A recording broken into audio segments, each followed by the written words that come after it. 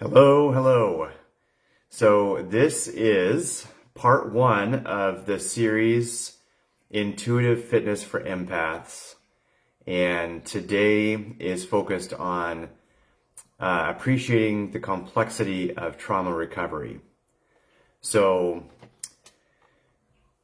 we're going to be doing this over 3 days, next 3 days, today, tomorrow, Friday, and then Saturday.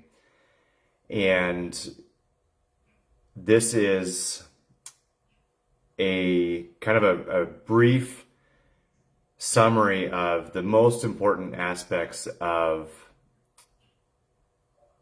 intuitive fitness for empaths, the things that I most want to communicate about how pursuing fitness and health and wellness and recovery is very different for people who are empathic and have experienced trauma. Usually they go together. Doesn't mean that some people are not naturally empathic as a personality trait, but often that personality trait is developed as a response to trauma. And so we're going to talk about that and dive into some very practical things. So today is all about appreciating the complexity of trauma recovery and the complexity of even being empathic. And then tomorrow we're going to talk about what the challenges of positive life change look like and how that may be surprising that there should be so many challenges. And then day 3, we're talking about what seems to be the most effective ways to go about healing and improving fitness for empaths and trauma survivors. So what have I learned over the years are the most effective ways to kind of minimize damage and maximize healing and recovery and strength and energy. So I'm excited to share. We're going to dive in. First thing I want to do is share a little bit of background on me so you know why I'm passionate about this subject and why I know something about it. So I grew up in a really strict religious family, an angry father, controlling father, and every aspect of my life was impacted by his anger and control and the religious micromanaging of my environment. And I remember experiencing fatigue symptoms from as early as 3-4 years old. I noticed that I couldn't keep up with my younger brother, later younger brothers, and I just didn't have the energy. But I thought that maybe everyone felt that way and I was just, not very tough. And later on, really young, 6-7 years old, my dad kind of confirmed that fear by telling me that I was lazy and afraid of work and that there was nothing wrong with me. And so I struggled with that fatigue and weakness. I was really skinny and couldn't get stronger. And so then that was the physical aspect, but then we were homeschooled and things got really strict in our religious circles, in our religious environment there at home. And I wasn't, after a certain point, wasn't allowed to have friends or talk to girls or do anything outside the home.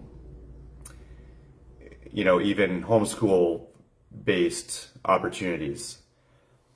So then when I was 17, my dad was listening to this Christian medical doctor and decided to have all of us checked for things, whatever we could find out. And I found out that I had a sugar allergy.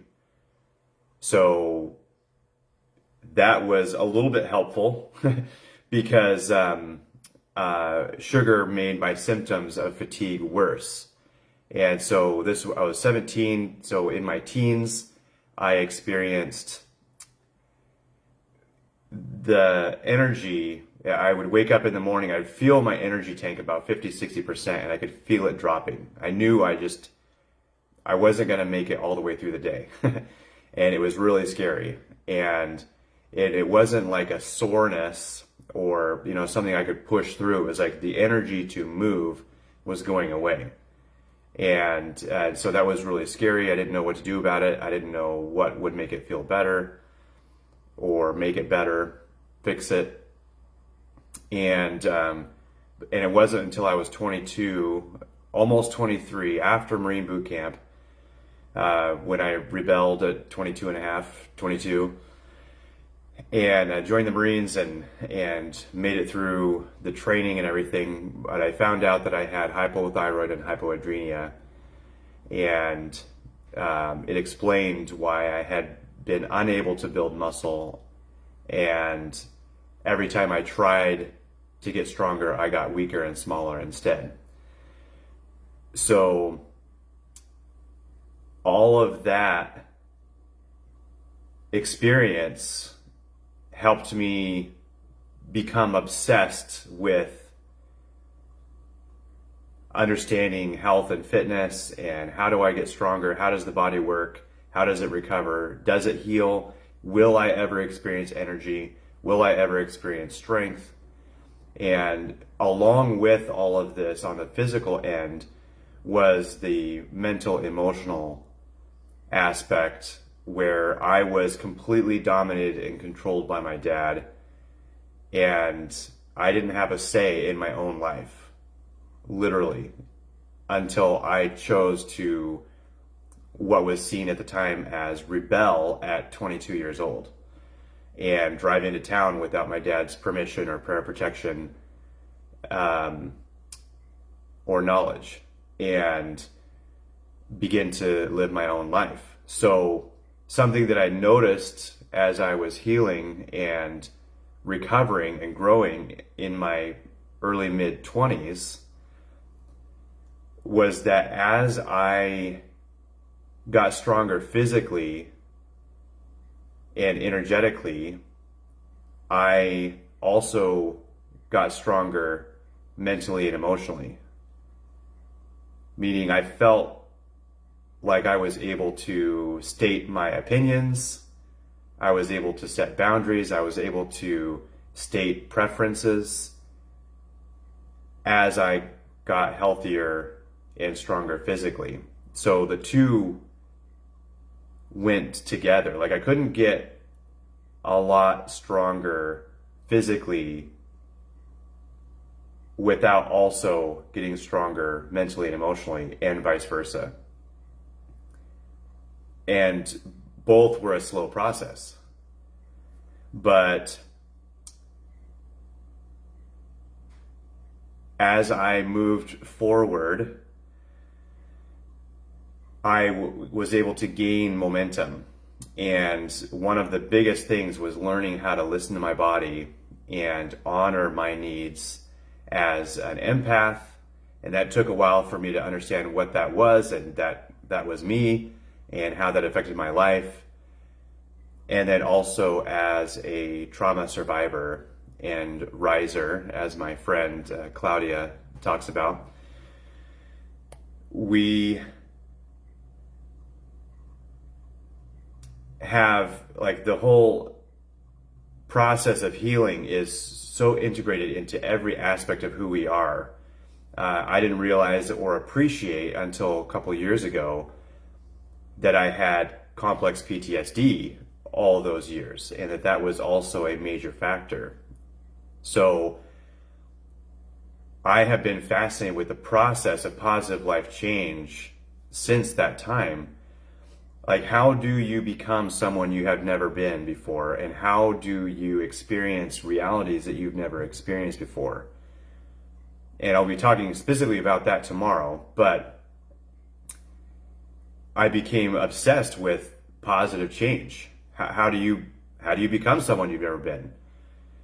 And so I began to study the process, tried to understand the process for myself, and then be able to articulate it for others.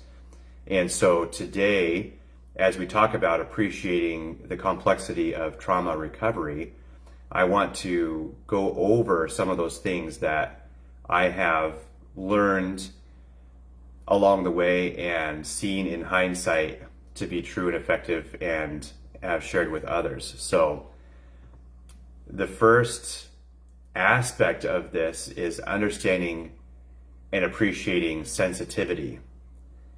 Because people who are empathic, who are trauma survivors, are much more sensitive to life and to things that happen than others. And that's often seen as a weakness, but it's not. And I'll explain a few different ways that we are different from others and how that affects our ability to interact with the world and have energy and strength and all of that. So I'm going to talk about empath versus narcissist, introversion versus extroversion, highly sensitive versus low sensitive, high reactive versus low reactive, and emotional versus logical, and finally traumatized versus well cared for.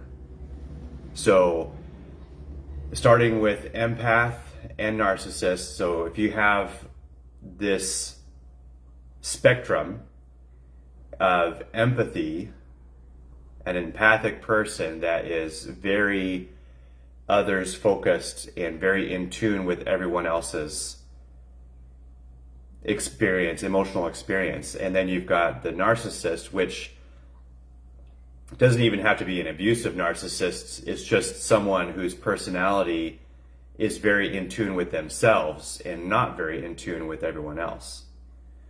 So the person with the more narcissistic personality is going to take care of themselves better, is going to be in tune with their needs better, is going to stand up for themselves better, is going to speak up for themselves better. They're going to be naturally more confident because they're not distracted by anyone else's opinion. They are anchored in their own viewpoint of the world. And so just from this limited aspect of narcissist versus empath, the narcissist is much more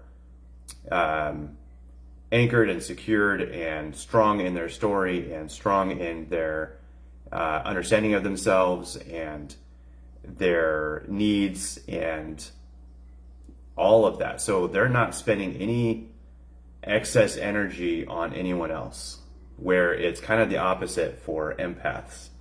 And a lot of times this comes from trauma, and we've learned to navigate our world by scanning and being aware of everyone else around us. And we zero in on anyone who's unhappy, whether they're unhappy with us or just unhappy with themselves or whatever, because that is where the threat is to the environment. And so then a lot of our energy is being spent, literally spending energy on other people's emotional experiences around us and not investing our energy in our own experience as much. So just that one aspect, the empath is going to be losing energy throughout the day because of their natural propensity to be in tune with everyone else's emotional experience over their own. You know, whether it's really extreme and like massive seasons of my life, I don't think I was even in my own experience. I was in everyone else's experience. And so like all my energy was just leaving me because I was being so in tune with everyone else. So then the next area is introverted versus extroverted. And again, none of these are necessarily good or bad. It's just we tend to most of us being on the more sensitive side of each of these tend to be neglected in our culture, and we tend to neglect ourselves, and we tend to not understand ourselves, or the culture doesn't understand us. So this is why I'm highlighting these things. So introverted versus extroverted. A lot of people think of that as not a people person and then a people person, but that's not at all what that means. An introverted person gets energy from being alone and loses energy being around people, no matter how much they may love people and love being around people. So then the extroverted person loses energy when they're by themselves and gains energy when they're with others. So they oftentimes love being with others. And this is also a spectrum, so not everyone is on anything very extreme, but they can be a little bit on either side, or fairly balanced. So if you are introverted and you have to be around people a lot, you may have to push yourself past what your energy tank would dictate. You may be completely drained out, but have to keep being around people and absolutely deplete yourself of energy. So, and again, it's not that you don't love being around people, you just, if you're in tune with your energy, then you know whether you can do it for 2 hours or 4 hours or 6 hours, and then you need to be alone and recharge.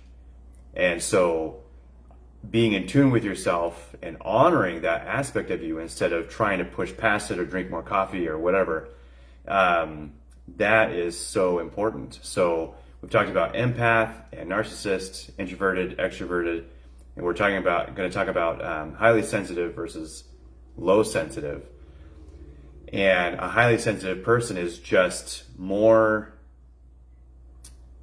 neurologically and energetically in tune with life. So normal everyday life is plenty stimulating. And they don't necessarily need to thrill seek or be around big crowds or whatever. Where the low sensitive person appreciates that stimulation of being around other people and large crowds and loud noises and all those kind of things that stimulate the senses. And an aspect of this is another level, is high reactive versus low reactive. And this comes from a study where they took babies, a few months old, set them in a room that had very little stimulus, very plain dark room, had kind of just one light over the baby, and they would either like shake a rattle or show a TV show, a cartoon or something, or make some noises or show some bright colors, and they would observe the reactions of these small children. And the babies that reacted more to the stimulus, that were kind of surprised and kicked their legs and waved their arms and made sounds, those babies, they were tracking them over quite a few decades. Those babies grew up to be introverted. And the babies that just sat there and stared at whatever it was, no matter what the noise was or the color or the image, those babies grew up to be extroverts generally. And similar with the babies that reacted were more high sensitive, and the ones that didn't react were low sensitive. So generally, this study showed this part of the brain, and for the high reactive, there was a lot of chemical availability, I guess.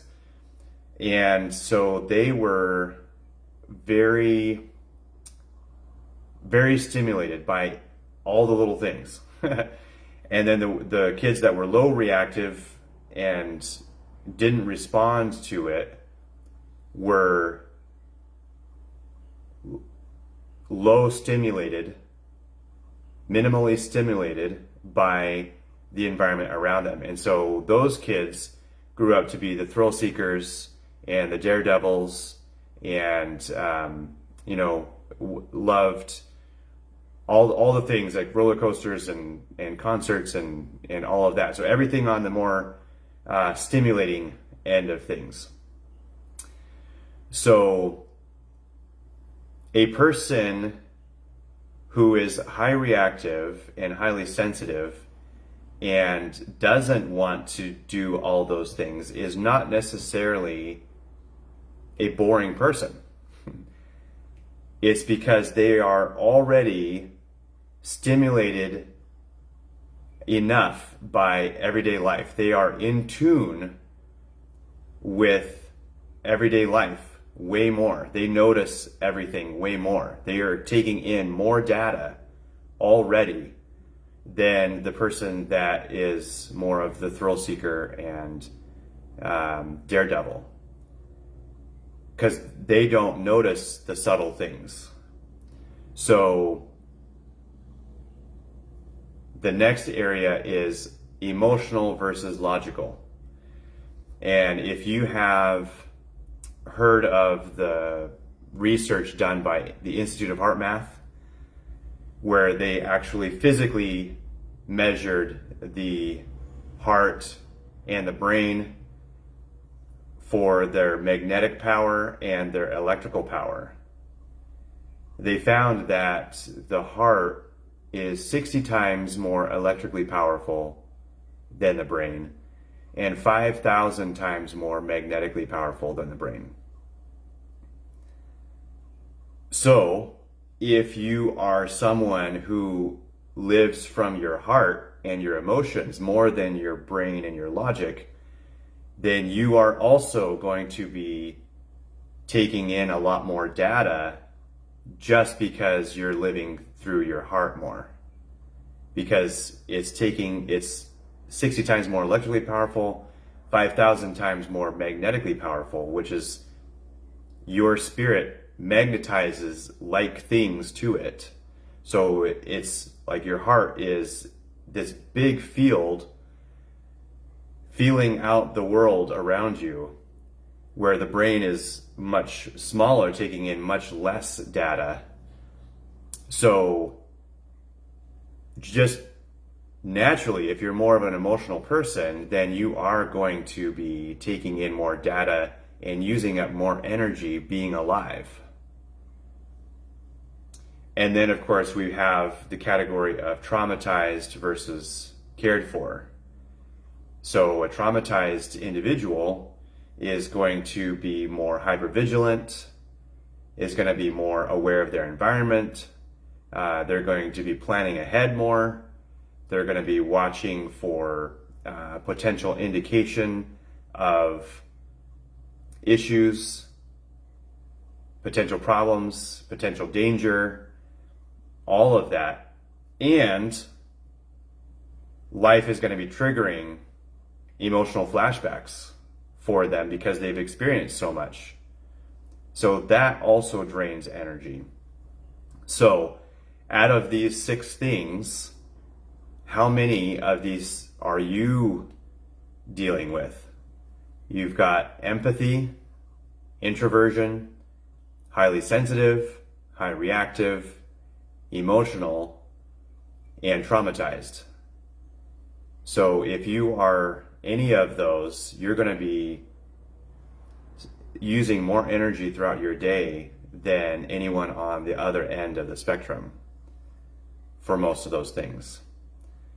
So where you may have seen yourself as weak and lazy and unable to keep up and not performing as well as others, that is inaccurate, because you have actually been dealing with and processing and overcoming more than the average person can imagine dealing with.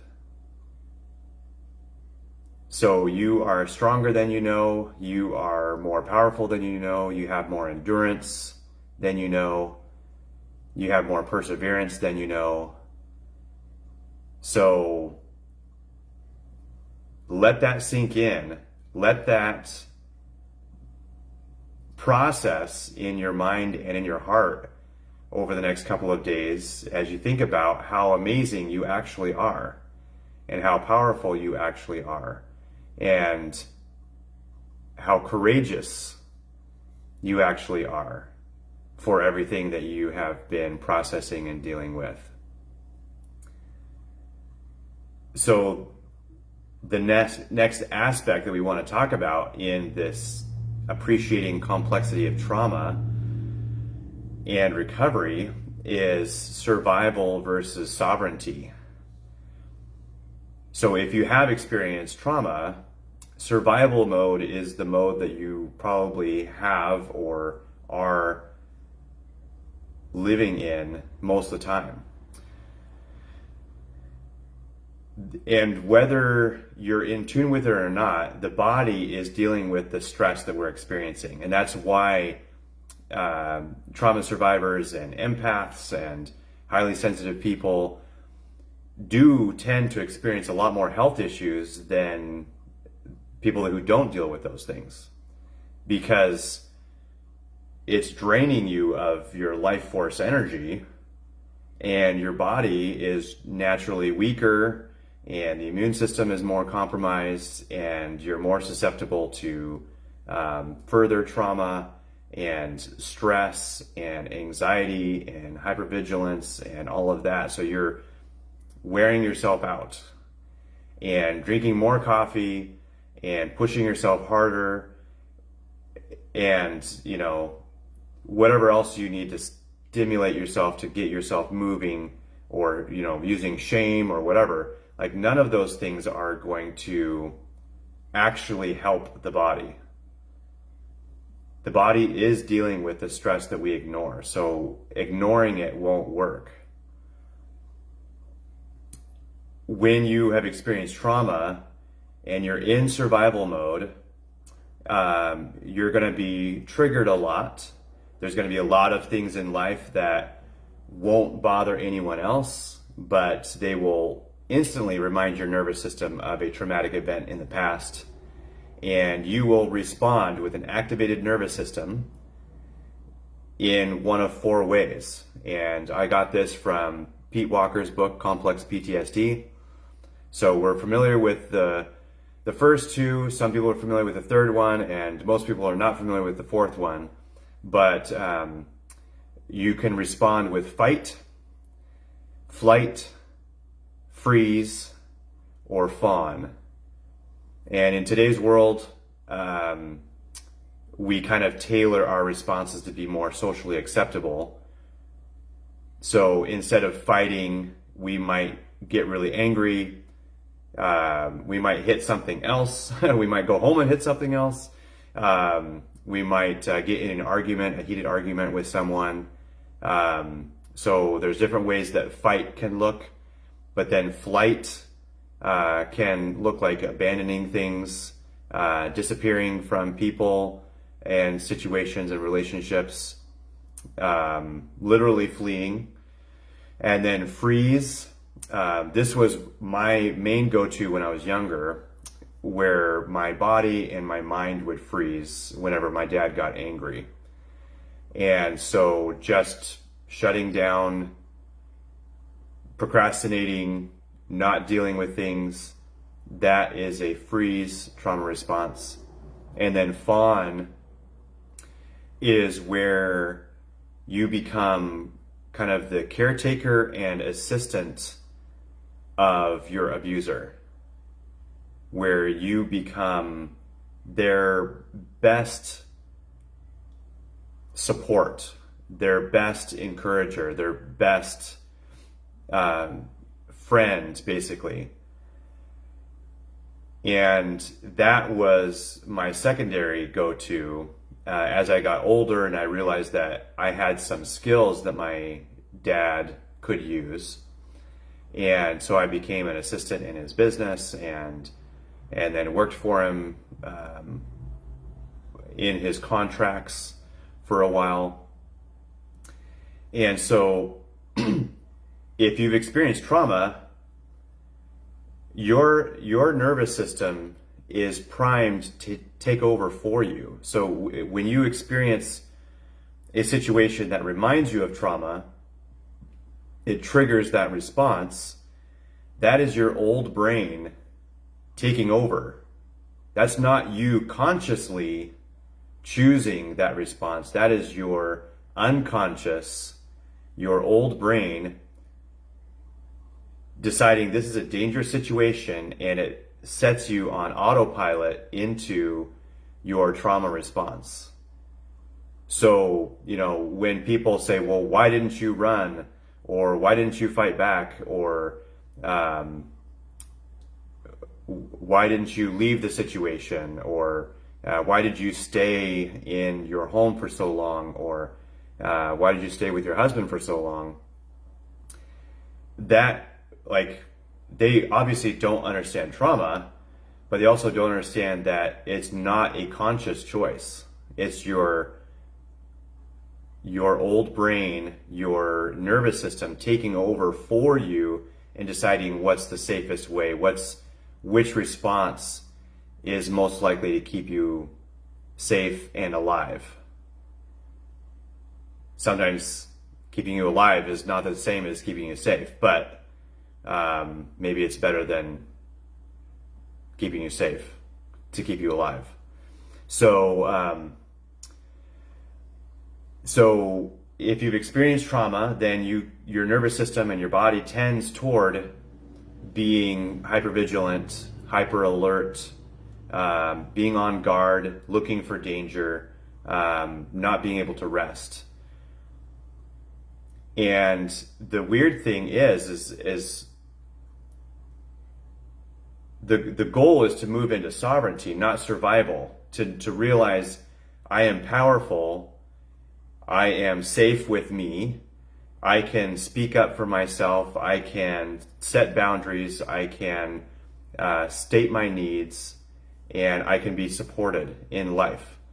But moving from survival into sovereignty, and I feel like I need to explain that sovereignty, means self-ownership, it means autonomy, it means recognizing that there is no other human on the planet more responsible for me than me, and I'm responsible for my well-being, I'm responsible for my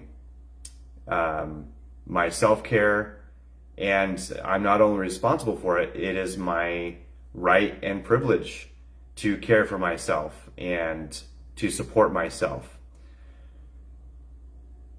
So the weird thing is, though, that when you're moving from sovereignty from survival mode into sovereignty, just that can be triggering.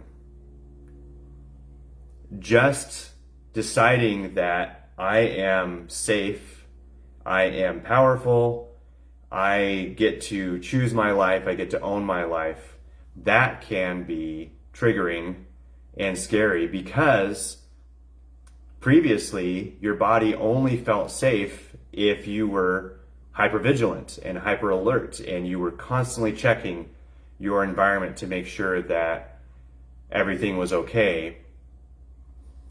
And you didn't see anything. And everything seemed actually okay. Because sometimes if you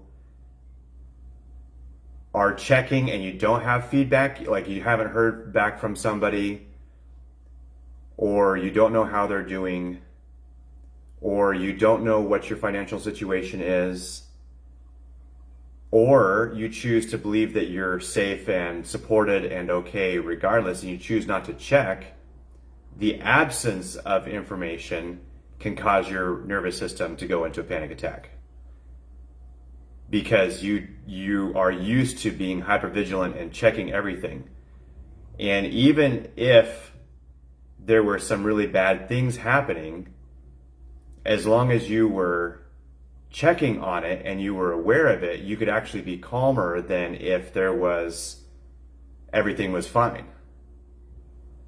And that's one of the crazy things about moving out of survival mode and into sovereignty, is that some of the time you would rather be in survival mode because that's what you're used to. So that is a kind of a sneak peek into some of the challenges of positive life change that we'll talk about tomorrow. But in order to move from survival to sovereignty, you have to choose to be the hero of your story and embrace the overwhelm, because it is overwhelming. It's scary, it's overwhelming, it's not fun.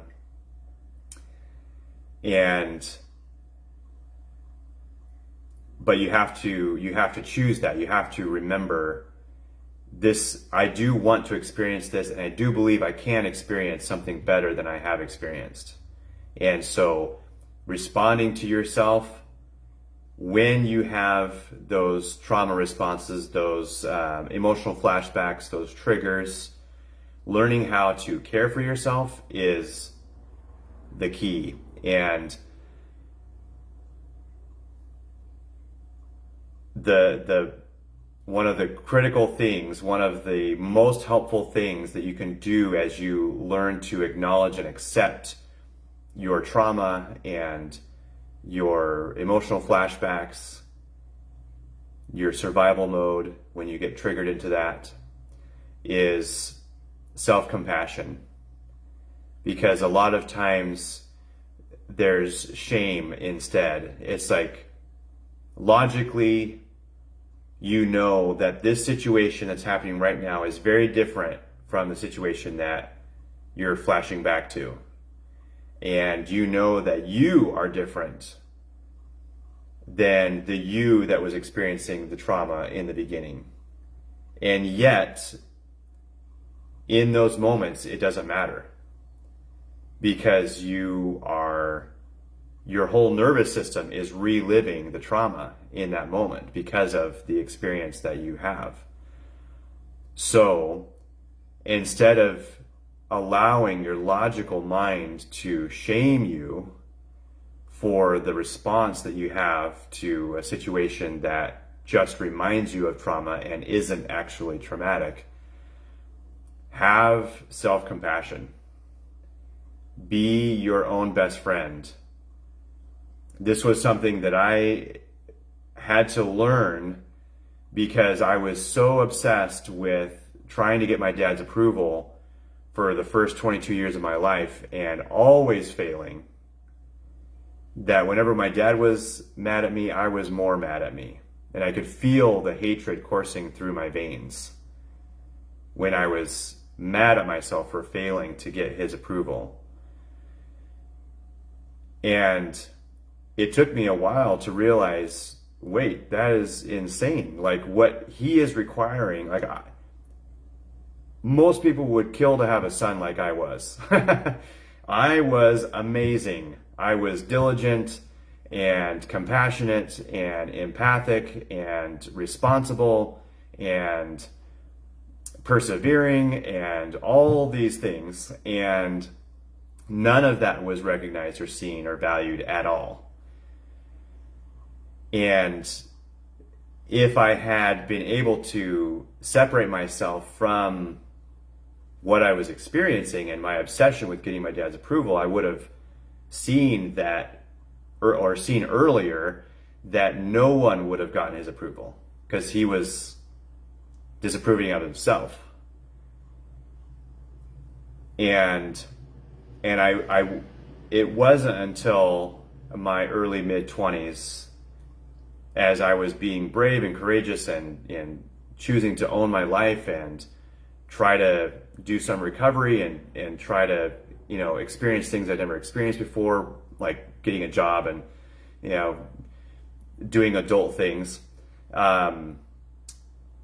I began little by little to have more compassion on myself, and it still took me a long time to not automatically respond with shame and self-hatred in certain moments. But when I could step back and realize, wow, I have been dealing with so much, and I'm going to have some compassion on myself and really encourage myself, because I've gone through more than I should have ever had to go through. And I know that each of you can relate to this, and I hope that you are already practicing self-compassion. But I've read an article years ago that self-compassion is more effective than self-discipline. Because oftentimes we feel like, oh man, I messed up, or I had this trauma response and I didn't really need to because the situation wasn't the same. It wasn't actually trauma happening again.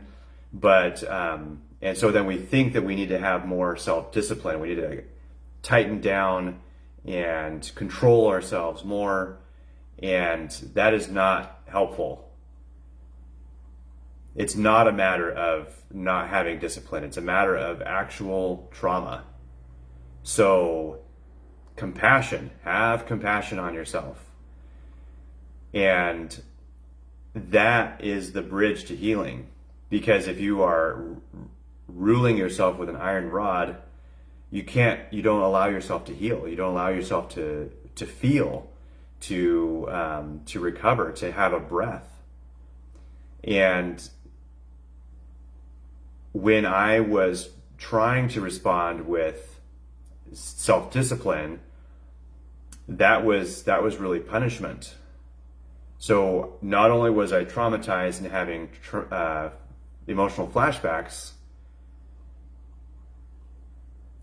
I was punishing myself for having trauma, which doesn't make any logical sense. A lot of it doesn't, but what I needed was to have compassion on myself. And one of the ways, I can't remember if I was going to save this for later or not, but if my dad was mad at me and I was more mad at me, then one of the things that I did was to stop eating. And I would skip meals, I would work harder, I would try to exercise really hard. I completely ruin myself and deplete my body of nutrients. But it was a very destructive, self-hating pattern that I had. And so part of the self-compassion was later on when I was told that I needed to, or it was suggested that I eat every 2 hours just to get energy into my body and to help support myself with nutrition. That was a practice of self-compassion, to listen to the reminder of my alarm on my watch that went off every 2 hours, and it was like a reminder, an invitation to connect with my body again in a helpful, nourishing, nurturing way, and to care for myself, to prioritize my well-being. So self-compassion can be very, very practical, as well as emotional. But there are a few ways that are most effective in soothing the system, the nervous system. Because when you have a flashback, whether it's fight, flight, freeze, or fawn, you are kind of instantly out of your body and you're in your head and you're in survival mode, and your old brain is taking over. And so how do you reverse that? How do you switch that? How do you get back in your body? So there's three ways that have been shown to be effective. And the first one is to breathe. So any kind of really deep breath in, that intake of oxygen to the system helps the nervous system calm down, reminds the body that there's an abundance of life, breath, oxygen, and it helps calm and soothe the nervous system. So you can do that, kind of induce that breathing by going for a walk, or you can sing, or you can just consciously take really, really deep breaths and hold it for a second and let it out. And then another area is touch.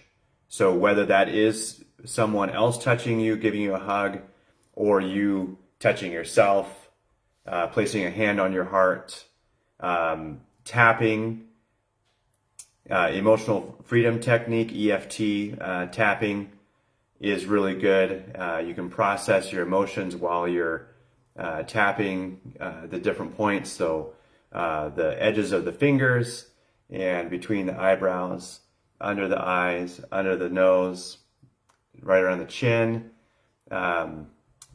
right under the collarbone, and then under the armpit and back of each hand. So those are important touch points for the nervous system, and you can soothe yourself by tapping, touching, holding your hand on your heart, even tapping your legs, reminding yourself, hey, I'm here, I'm physical, I'm present, I'm strong, I'm in my body, I'm powerful. That helps calm the nervous system, gets you back in your body. And then the last one is move. So whether that is going for a walk or lifting weights or going swimming or doing jumping jacks or dancing, all those things are really helpful to kind of release that energy that's built up for that survival response, whether that's the fight, flight, freeze, or fawn, and kind of like soothe the nervous system, help it relax. Another one I forgot to mention with the breathing is singing. So singing and dancing are both very therapeutic and good for your nervous system. So as you are formulating your plan for soothing your nervous system, for calming your trauma responses, try to keep it simple. Don't overcomplicate. Don't come up with a fancy routine or anything. Just keep it as simple as it needs to be, because when you are in an activated nervous system, a trauma response, your ability to remember detailed instruction is very limited.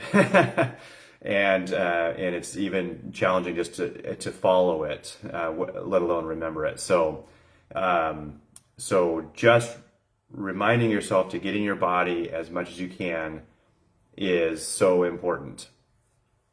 So as an empath and as a trauma survivor, riser, how do you move into thriving? And that is by prioritizing the body, and then to break it down even further, prioritizing the muscle. So that may sound weird, but a lot of times people who have experienced trauma feel like they need to talk about it. And so there's the recommendation to go to therapists and talk about it. When Dr. Bessel van de Kolk, who wrote The Body Keeps the Score, he is the world's leading foremost expert on PTSD. He says in his book that he has never seen anything more effective than yoga to help heal trauma. And I thought that was an amazing statement, and I feel like that relates to the breathe and move and touch aspects of soothing the nervous system, because when you're doing yoga, you're using your muscles, you're moving your body, you're breathing more intentionally, and you're touching either parts of yourself or you're touching the ground and supporting yourself, your body weight. So it has all those elements. And I believe from experience and from observing others and conversations with others that it's not just yoga that is really effective, but it is any kind of movement. And why is that effective? It prioritizes the body. Because in survival mode, the body is not the priority. Surviving is. And so whether that means skipping meals or working too hard or taking care of everyone else and neglecting yourself, your body is on the bottom of the priority list. And so how do we flip the script and choose sovereignty? We prioritize the body. We make the body the most important thing. So you will listen to your body when your body tells you you're tired, when you've done too much, when you're overwhelmed, when you need some rest, when you need some food, when you need some movement, when you need to comfort and encourage yourself. Like, your body is going to be more honest than any other aspect of you about its needs. And it's going to give you the most accurate feedback on how you are actually doing in the world. So prioritize the body.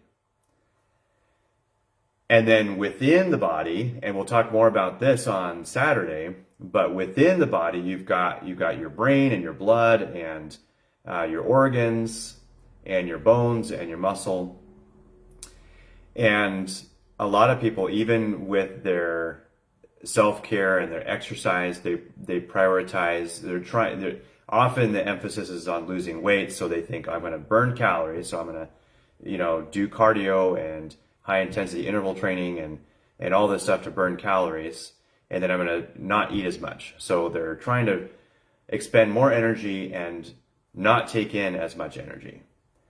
And that's not really actually helpful to the body most of the time, especially for anyone who is very empathic and has experienced trauma. And the reason is because the muscle is not prioritized. And why would the muscle be prioritized? Well, it's actually kind of the least important tissue in the body, because you've got blood and brain and heart at the top, and you've got all your organs, and then you've got your bones and muscle and connective tissue at the bottom. Because, you don't need a lot of muscle to stay alive.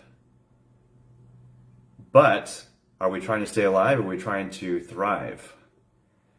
So just like financially, someone who has a large savings account, which, no judgment, wherever you are, and so someone who has a large savings account is going to be more financially healthy than someone who doesn't have a savings account.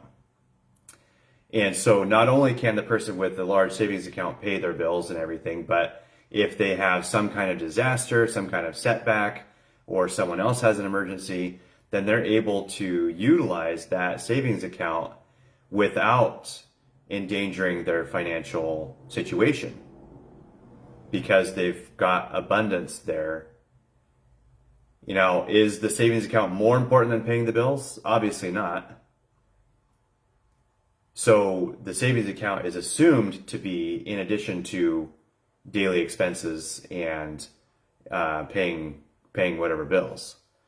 So similarly, the muscle is like the savings account. The bone and the muscle work together.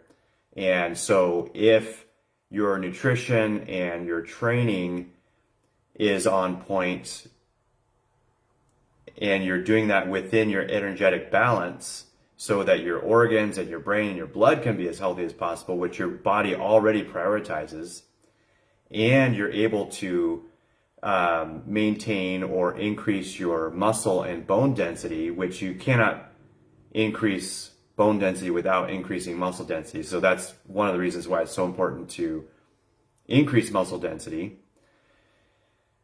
Your muscle, there is no tissue in the body that is more nutrient dense than your muscle.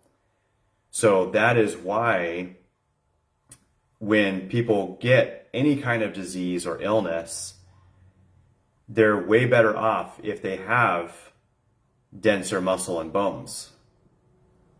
Most of the symptoms of aging are actually symptoms of frailty. So people are not keeping their bone and their muscle as they progress through the decades. And so then they become more frail and therefore more susceptible to major problems when they get sick or they get injured, because their body has a hard time recovering because it lacks the nutrient density that comes from just normal amounts of robust muscle and bone that almost every body has in its teens and 20s. So this is kind of the whole idea of,